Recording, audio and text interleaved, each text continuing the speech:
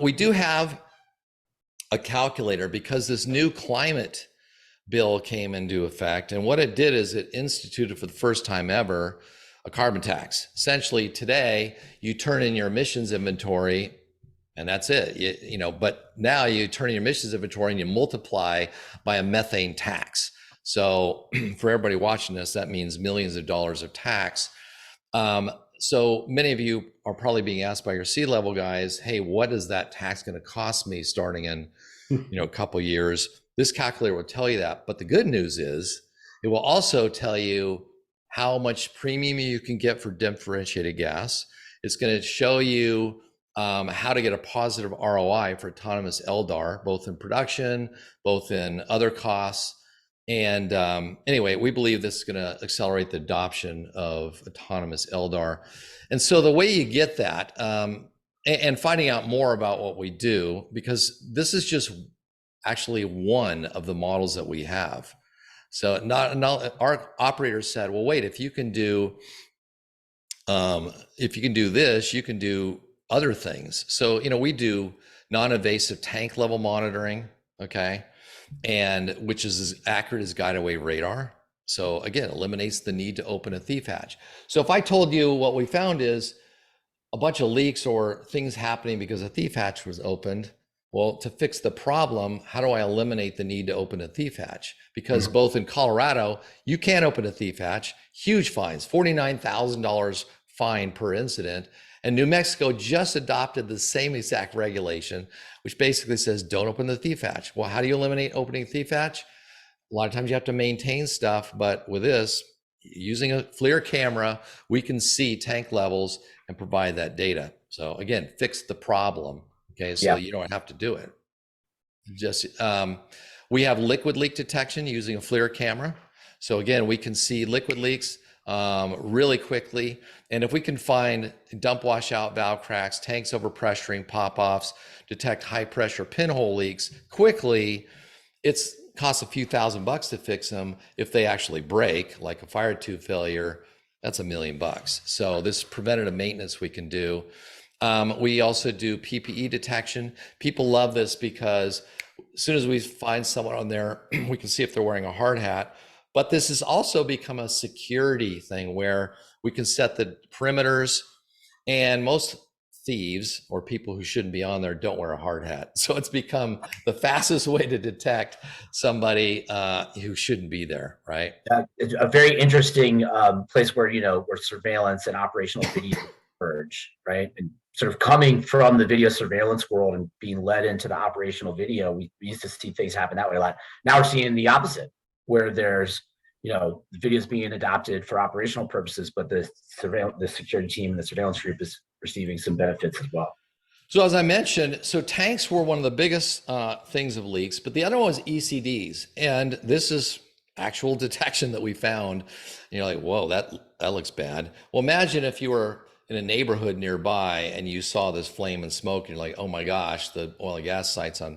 But these guys can see it and go, oh shoot, the whatever part is not working right. They can fix it and deal with that, right? So this is also part of the models we get. And what has allowed our operators to get this 10x ROI, eliminating night operators, autonomous LDAR, reduce call outs, eliminate the gate guards because we do that automatically, eliminate dome outs on a midstream terminal, and on, and get, autonomous methane performance certificates.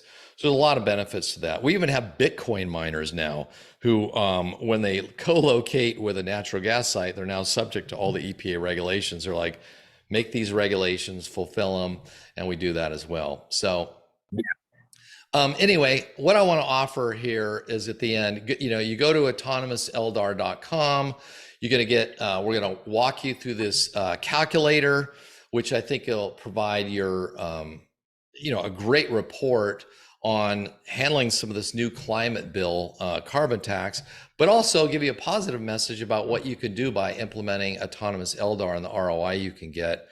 So, with the way you can do that, again, you can just go to, AutonomousLDAR.com. Any closing words, guys? Because there's a lot more stuff we can do, but we're going to cover more of that detail on AutonomousLDAR.com. And also, when you go on there, you can see a video, but you can optionally opt in, and you'll be opted in for a live webinar that we got coming up in a little bit here. So, any last comment, guys? Yeah, I think maybe the only thing I may add, and again, this is something I have seen as somebody that's been directly involved with optical gas imaging since its inception, is the solution from Clean Connect and realistically continuous optical gas imaging as an industry. If you look at the triangle, the pyramid chart that you had, one thing you didn't reference in there, didn't really talk about on the presentation today, was the difference between being able to go to different levels, site level, asset level, but understanding what's happening between event and an emission, right? If you have an operational emission versus an actual emission are two separate things. And that's something that we have seen as the industry is looking for technology to help replace a lot of the truck rolls. And that has been a sticking point with a lot of the top level technologies that you see on this pyramid. And I think that whether you want to address it or not, I know you've got some presentations, but we talk a lot about the ability to understand what's happening on site and be able to, beyond just get to that source and site level, but define whether or not that is a potential operational emission like event, or whether it's an actual emission, like you say, and a lot of those 80% rolls are those actual emissions that you're able to cut back on. No, that's right. And in fact, what we're now in pilot on is the next phase of this, where we're actually bringing in all of the telemetry data. So I mentioned here, not only are we going to bring in the sensor data, but we're bringing in all of the sensor data into these machine models. So this is going to give us further diagnosis. So for example, we say, hey, we saw this leak and it's on a separator, and it looks like the SCADA system says that the pilot light's on, but we can see that the pilot light's off because of the behavior. Would you like us to fix this automatically and reboot the separator? Right, that kind of stuff it's happening already. Okay, I mean, we're in the process of implementing that. It'll be commercially available, and so our early adopters are going to experience and pushing this thing. Again, like you said before, we already have exclusion zones, so we can say, here's normal behavior of this combustor device. If it falls outside of this behavior or hits this quantity or duration, that's abnormal. Flag me. So again, little by little, we're baking in the experience of operators with 30 years experience with hundreds and hundreds of site surveys, baking it into the software. So it's only providing that key data that you need, managed by exception.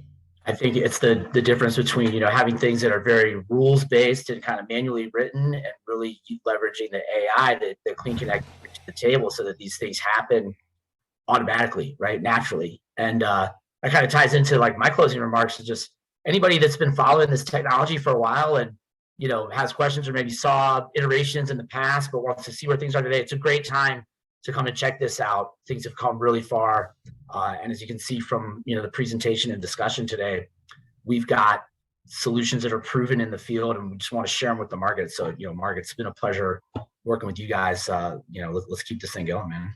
Absolutely. So again, just to close it out, if you're interested, you want to learn more, go to AutonomousLDAR.com. All the information, more information, detail will be there. Plus, if you give us your contact information, any kind of new breakthrough or announcement or anything around there. Plus, getting access to this ROI calculator where we can help you plug in your own numbers so you can have a great presentation to your exec team to say, hey, here's what this carbon tax, the good news and the bad news. Here's what the carbon tax will cost us. But here's a way where we can not only cover all that, but actually get a positive ROI using Autonomous LDAR.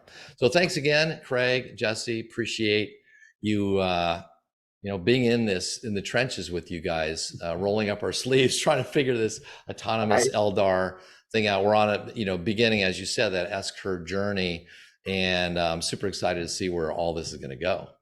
Yeah, Mark, thank you for your time. And yeah, it's been a fun couple of years, and it's a great foundation to start on this partnership. So we're excited and appreciate your time. Thanks, Mark.